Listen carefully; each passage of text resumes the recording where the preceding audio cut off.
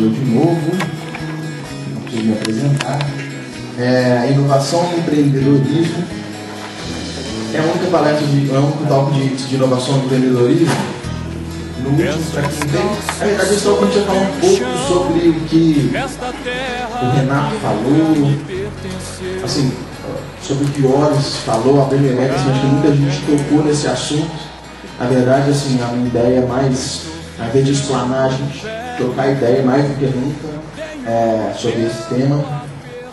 Aplicação de práticas ágeis para a criação de MVPs para startups. Foi. Quem sabe o que é um MVP? Março 7. Março 7. MVP. Muito valioso. Profissional muito valioso. Bom.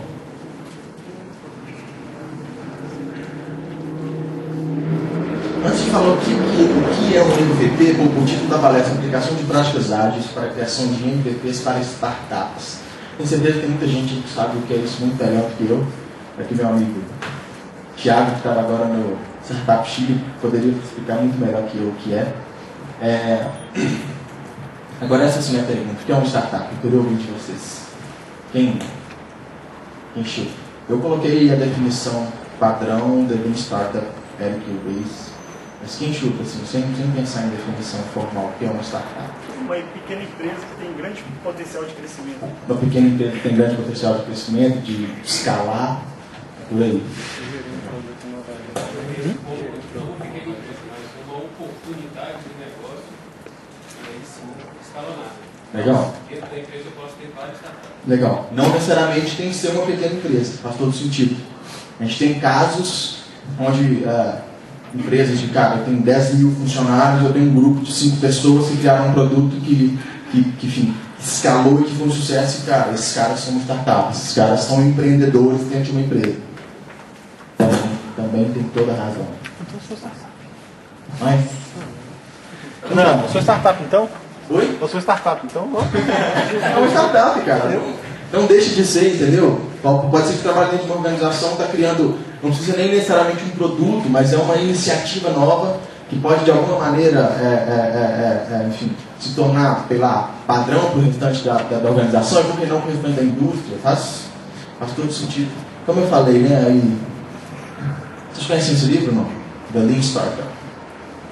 Na verdade, surgiu um movimento e que, assim, não coincidentemente é derivado do famoso, saudoso e histórico sistema Toyota de produção. Inclusive, um dos livros que a gente vai sortear, que é muito bacana, que ele para mim, Modelo Toyota, Manual de Aplicação, muito legal. Bom, mas então, surgiu um movimento há muito tempo, eu diria que, eu acho que esse livro é de 2011, eu diria que o movimento surgiu em 2009, 2010. Na verdade, obviamente, que mais algum tempo, mas assim, Lean Startup, né? E qual que era o grande problema, cara? Imagina você trabalhar num produto por 2 anos, 3 anos, e na hora de colocar no mercado você descobrir que ninguém quer o produto. Ou seja, você descobrir que o seu produto não resolve um problema de verdade. Né? Imagina o quão frustrante é isso, imagina o quão caro é isso, né? Imagina o quão caro é errar 2 anos. Inclusive, quando a gente fala de agilidade, na verdade a gente está mitigando risco, né? Na verdade a gente está mitigando o erro. Eu não sei se vocês conhecem práticas do PMBOK, tem uma das práticas que se chama planejamento em ondas sucessivas. Está aqui o meu amigo Ayala, que sabe tudo do PMBOK. Se vocês tiverem qualquer dúvida, pode perguntar para ele. Não precisa linchá-lo, o cara do PMI aqui nele é legal. Gente boa. Mas na verdade, então assim, quando a gente fala de agilidade, a gente está mitigando o erro. Não é aquilo que eu quero dizer. A gente tem um projeto, vamos dizer que a gente está trabalhando em fluxo tradicional. Eu vou executar um projeto durante 1 ano e vou entregar um resultado. Quando a gente fala, aí eu estava dizendo, né, do PMBOK, planejamento em ondas sucessivas, o que é? Cara, ao invés de planejar um projeto por 1 ano, eu planejei em ondas. Então, 2 ondas. Eu planejo 6 meses, ou seja, eu tenho uma visão um pouco mais detalhada dos primeiros 6 meses, um pouco menos detalhada. É como se fosse, sei lá, deixa eu riscar para. Eu tenho um projeto de 1 ano, Não tá dando pra ver, né? Bom, eu ia fazer um rabisco, mas que não vai dar tanto, eu falo da palavra. Eu tenho um projeto que tem 1 ano, então eu tenho os primeiros 6 meses muito bem detalhados, os próximos 3 um pouco menos detalhados, e dos últimos 3 eu tenho só uma breve visão do que será o produto. Então, o que é agilidade, cara? É planejamento em onda sucessiva no extremo, né? Eu diria que a gente tem FEL numa ponta, vocês conhecem FEL, mas é um planejamento muito bem estruturado, normalmente utilizado em grandes obras civis. E do outro lado a gente tem agilidade, ou seja, a gente leva isso ao extremo, porque a gente quer errar pequeno, a gente quer errar pouco. Ao invés de trabalhar num projeto de 1 ano, não, cara, vai trabalhar 2 semanas e entregar para o cara. Não está legal, a gente errou 2 semanas. E mais do que isso, quando a gente fala de daily living, a gente está errando menor ainda, a gente vai errar um dia. Se o cara trabalhou numa coisa que, por exemplo, estava fora do objetivo, você vai descobrir no daily scrum, a gente erra um dia. Então, a gente aplica esses conceitos em projeto. Quando a gente fala de startup, de Lean Startup, de MVP, a gente está aplicando esse mesmo conceito a um nível de negócio, a um nível estratégico. Eu quero errar o meu negócio rápido, eu quero errar pequeno, eu não quero trabalhar 2 anos e descobrir que ninguém quer comprar. É muito caro, é muito frustrante para quem trabalha. Então, bom, já devaneei voltando. O que é uma startup? Uma startup é uma instituição humana projetada para criar novos produtos e serviços sob condições de extrema incerteza. E aí o que o Eric Ries fala no livro, que o mais legal dessa definição é o que ela não fala, né? Que ela não fala o tamanho, ela não fala o número de pessoas, ela não fala qual é a indústria. E o legal é isso, é que pode ser aplicado, cara, em qualquer indústria, qualquer número de pessoas. Obviamente, quando a gente fala de startup, normalmente a gente tem a visão de 3 caras que acabaram de sair da universidade, que largaram a universidade, trabalhando na garagem, barbudos, cabelo grande, trabalhando de madrugada, tomando Red Bull, né? Essa é a visão que tem de startup. Pode ser que seja assim, bootstrap, sem dúvida. Mas a gente pode aplicar, na verdade é um conceito muito mais amplo. E aí, mais uma vez, quando a gente fala do movimento startup, a gente conhece esse ciclo como o ciclo construir, medir, aprender. Que também, não coincidentemente, cara, PDCA de novo. A gente está falando de PDCA mais uma vez. E aí eu mais uma vez, odiando e amando a administração de novo, é PDCA de novo. Então, o que a gente quer, cara? A gente quer construir, mas a gente não quer construir todo, a gente quer construir no MVP, que eu vou explicar com mais detalhe o que é. A gente mede, aprende, faz de novo, mede, aprende, a PDCA são ciclos. E aí lembrem-se das interações e dos reviews, onde eu executo parte de um escopo, faço um review, aprendo, faço de novo, aprendo. Aqui a gente faz tudo a nível de produto, a nível de organização, a nível de estratégia de negócio. E aí tudo começa com uma visão, que na verdade são suposições, né? Eu resolvo, por exemplo, criar um produto que vai,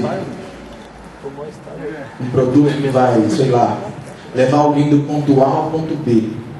Eu tenho uma visão desse produto, cara. Eu tenho uma suposição. Eu suponho que alguém tem essa necessidade.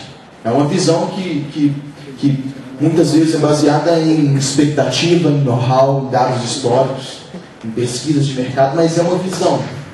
É um produto que eu acredito que tem potencial no mercado. É um problema que eu acredito que exista, né? E ainda falando de visão, depois que eu criei expectativa, cara, saia do prédio. O que é sair do prédio? Cara, vai pra rua. Personifica a imagem do indivíduo que é o seu potencial cliente.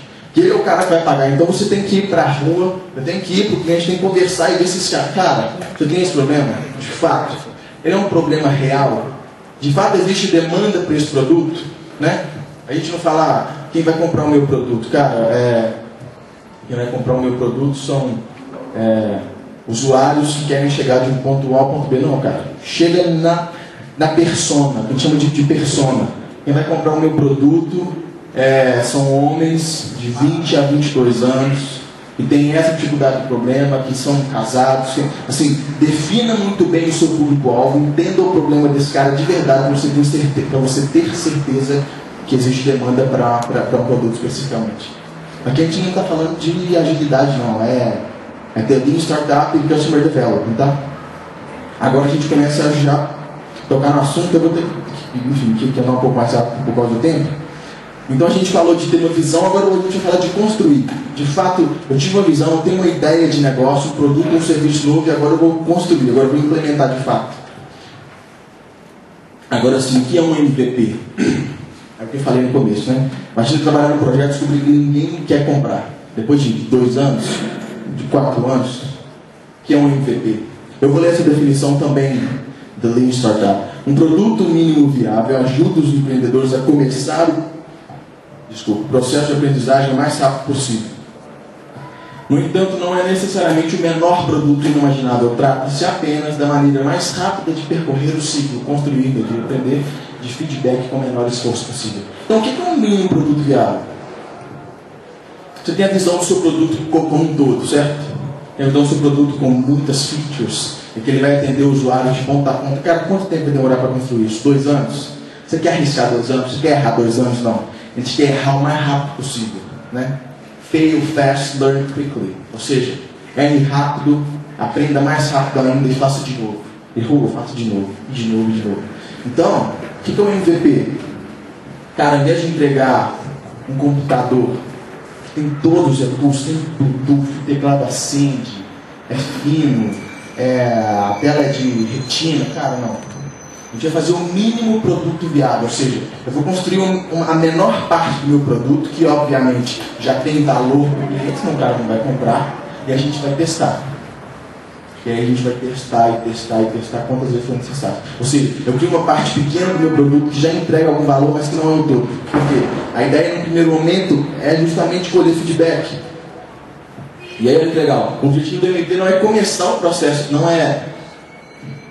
Desculpa, o objetivo do MVP é começar o processo, não é terminá-lo. Ou seja, eu não vou criar um MVP para aprender, aí eu testei o meu MVP durante 6 meses, e legal, cara, eu aprendi, agora eu vou construir meu produto por 2 anos. Não, cara, é um processo contínuo, né? É um processo contínuo de medir, construir, medir e aprender. Ou seja, eu construo uma parte do meu produto, e aí olha como é que é muito ligado com o que a gente fala de interação de agile. Eu construo parte do meu produto, eu testo, eu aprendo e construo mais uma parte. Teste, aprendo, construo mais uma parte, teste, aprendo. Tá? Os primeiros produtos não devem ser perfeitos de maneira alguma. Eu não sei de quem é a frase, mas talvez algum de vocês saiba. Não sei quem foi a pessoa que falou. Se o seu MVP, se você não tiver vergonha do seu primeiro produto, do seu MVP, você lançou ele na hora errada. Você demorou demais para lançar. Ou seja, tem que ter vergonha, cara. O primeiro MVP, o primeiro produto, ele realmente tem que ser um MVP. Tem que fazer o mínimo possível para poder testar. E aí, se você fizer um MVP, por pior que ele seja, se ninguém usar, cara, além da sua mãe, aí você pode saber que não tem nenhum no mercado. Você pode ter certeza. E a ideia é justamente essa, fail fast, learn quickly. E aí só uma outra observação que eu esqueci de falar, é essa final, né? A ideia de criar um MVP de um produto, Minimal Valuable Product, não é testar se eu consigo implementar. Não é testar design do produto ou algum aspecto técnico. Cara, é testar a hipótese fundamental do negócio. Como eu falei, a minha ideia é criar um negócio que leva alguém de um ponto A para o ponto B. Cara, essa demanda existe de verdade? É isso que você testa com o MVP. Bom, na verdade, isso aqui eu já adiantei. Qual é a melhor estratégia para poder medir o seu MVP? Testar e testar, quantas vezes forem necessárias, né? Feedback é informação que vale ouro. Nesse momento você quer desenvolver o cliente, cara, ele é a peça fundamental da construção do seu produto, da construção do seu negócio. Então, todo e qualquer feedback é informação que vale ouro para quem está criando um produto novo, para quem está trabalhando um projeto de startup.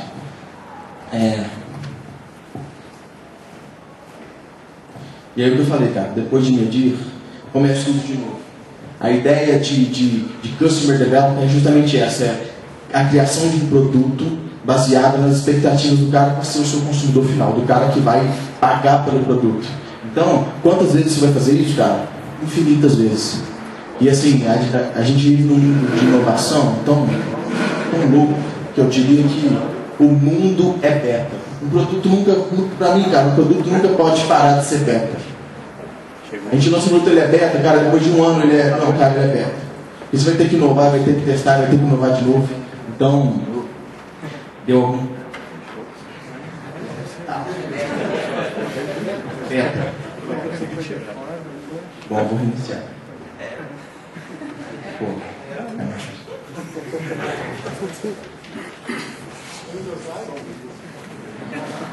Um minutinho, por favor. Conto com a paciência dos senhores, final do dia, todo mundo cansado. Ô, Leandro, você falou assim que startup e startup pode ser aplicado em qualquer área, né? Mas o Yuri Gitaí, ele falou assim que um dos principais fatores assim, para startup é escalar, né? E para escalar... Ah, tu pode ir.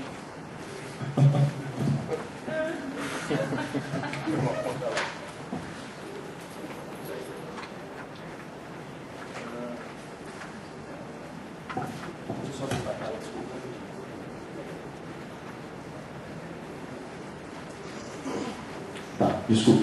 Não, pode terminar. O que você falou? Não, vamos.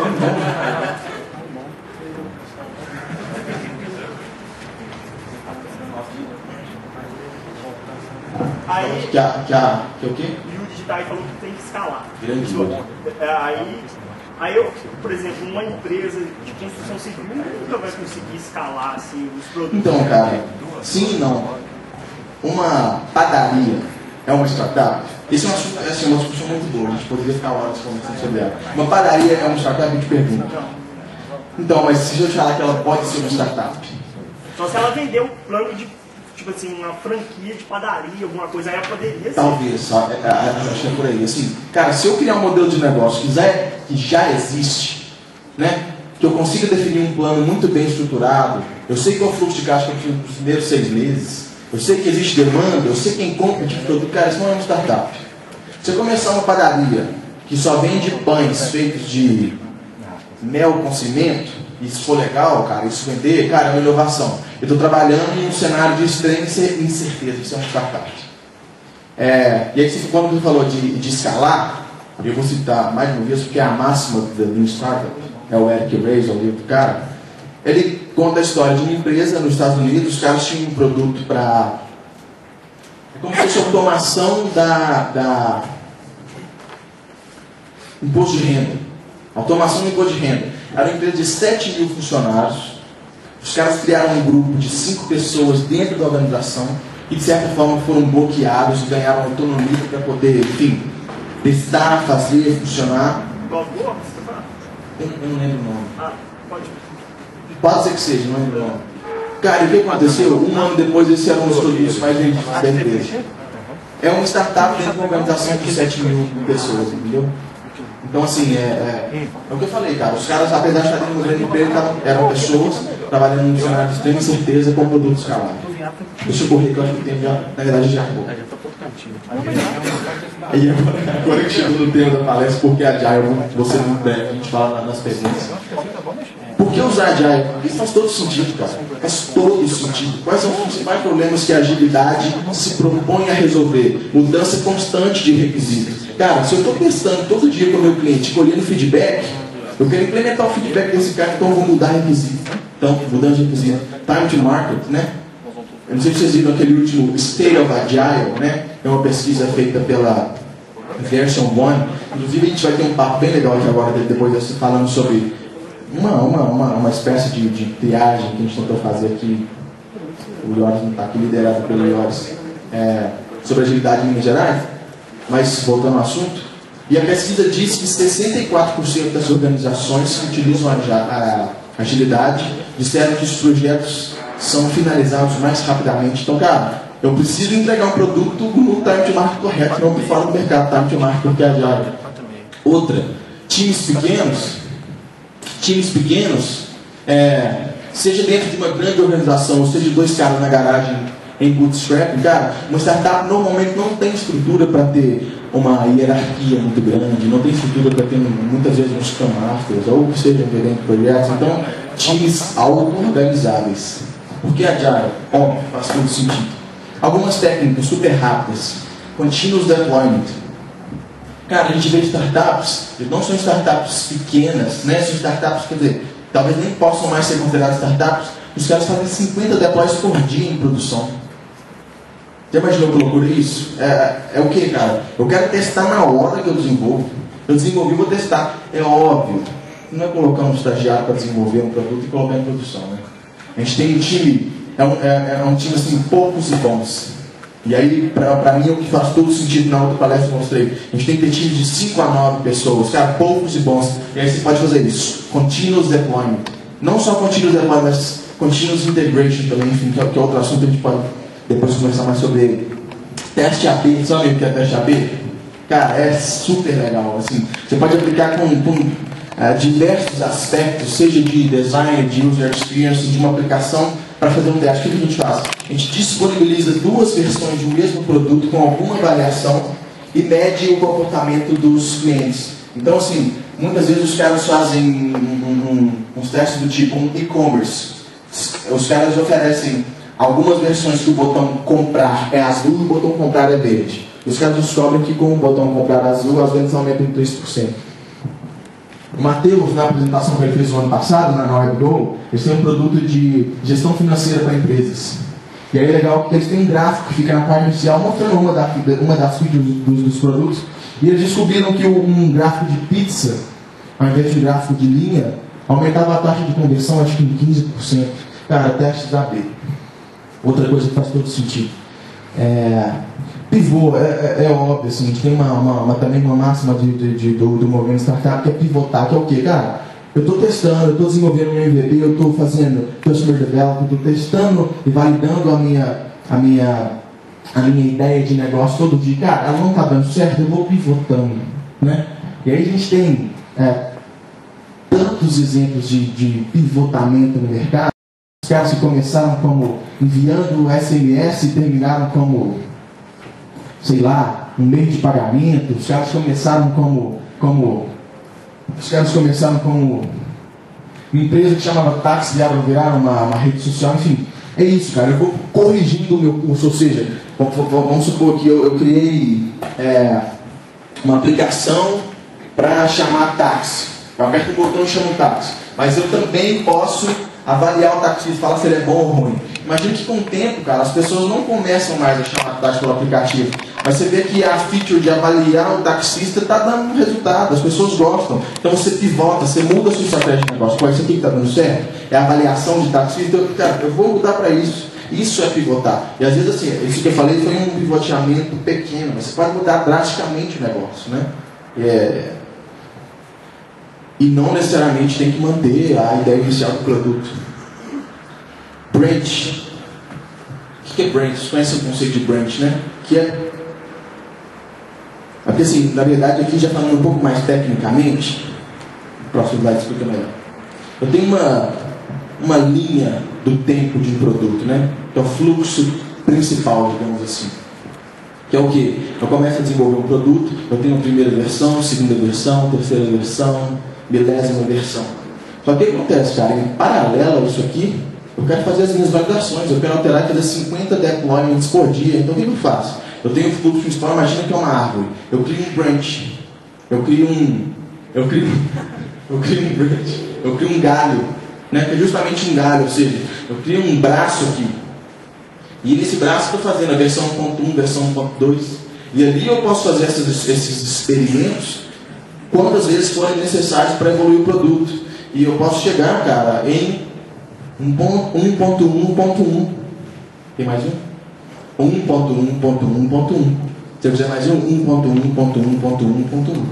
E quantas vezes forem necessárias. Então, o conceito de branch dá a flexibilidade de manter o fluxo principal de desenvolvimento de um produto e fazer os seus testes AB, fazer as correções de fluxo, fazer validações, enfim. E para finalizar, é claro, não se esqueça de todos os frameworks, de práticas, de tudo que a gente conhece de agilidade, Kanban boards, user stories, estimativas ágeis, prototipação, continuous integration e etc. Bom, foi muito corrido em virtude do tempo, mas é mais ou menos isso. Se vocês tiverem perguntas, por favor, estou super aberto.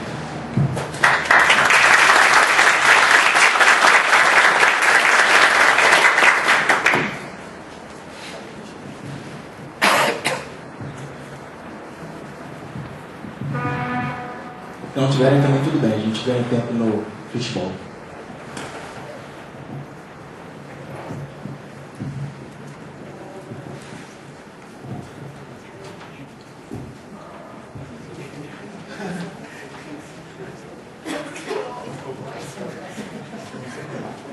Oi. Meu nome é Daniela. Tudo bem, Daniela? Quando você falou 50 deploys em produção, seria em produção mesmo ou seria uma homologação antes para depois colocar em produção? Como que é isso? Seria em produção mesmo. Mas é muito arriscado, né? É muito arriscado, mas e se eu te disser que o Facebook funciona assim? É? Funciona. É por aí. O Google também. O Google funciona assim. E aí, é legal que assim, obviamente eu sou muito 50 deploy em produção, mas o conceito é um pouco mais abrangente. Como eu falei, é óbvio que os caras que trabalham e fazem deploy direto em produção não são um pouco, né, quaisquer pessoas. Mas, obviamente, tem teste automatizado, tem uma série de coisas. Mas assim, E ainda quer. Mas assim, o legal é que os caras falam que é um desenvolvimento orientado a erros. Porque o cara publica, deu erro, você vai lá e vê. Mas na maioria das vezes não dá, porque os caras realmente têm uma qualidade muito alta. E o mais legal é que uma vez que o cara desenvolve uma feature, os caras estavam até perguntando, não sei se vocês viram a última entrevista que o Zuckerberg deu no TechCrunch, que aconteceu em São Francisco há umas 2 semanas atrás. Eles perguntaram, cara, você ainda desenvolve no Facebook? Aí ele falou assim, não, cara, porque eu não quero... lá quando você desenvolve alguma coisa, uma feature, você passa a ser responsável por ela. Então assim, e ele falou assim, se eu desenvolver alguma coisa, eu vou ter que dar manutenção e eu não posso, enfim, tomar todo o meu tempo com isso. Então assim, na verdade é um conceito um pouco mais abrangente. O cara fala de deploy, mas ele tá sob controle da coisa. Mas assim, é absurdo desse jeito mesmo. São 50 deploys diários em produção. É por aí. É o que o Horas falou. Tem teste automatizado, tem algumas coisas para bloquear, mas é absurdo assim. Por exemplo, outra coisa, qualquer estratégia do Gmail, você já viu o Labs do Gmail? O que são? São features que ainda não estão prontas para funcionamento, eles criam no Labs, que é um laboratório, e provavelmente lá tem 50 deploys por dia, no Labs. E também eles usam uma estratégia que, tipo, eles escolhem randomicamente as pessoas para testar as novas features. Também, verdade, tem razão. Tem toda a razão. Aí eles testam se aquilo lá foi aceitado ou não. Tem toda a razão. Por exemplo, teve uma vez que eu até ouvi o pessoal da ThoughtWorks que falou essa dica, um botão que mandava um fax, que o Facebook conseguiu pegar todo mundo que trabalhava numa revista aí, e só eles que tinham acesso a essa feature, eles começaram a espalhar assim, ninguém conseguia ver, só eles conseguiam ver. É isso aí. Realmente acontece muito. A gente pega 5% da população de uma aplicação e faz, por exemplo, esses testes, esses branches.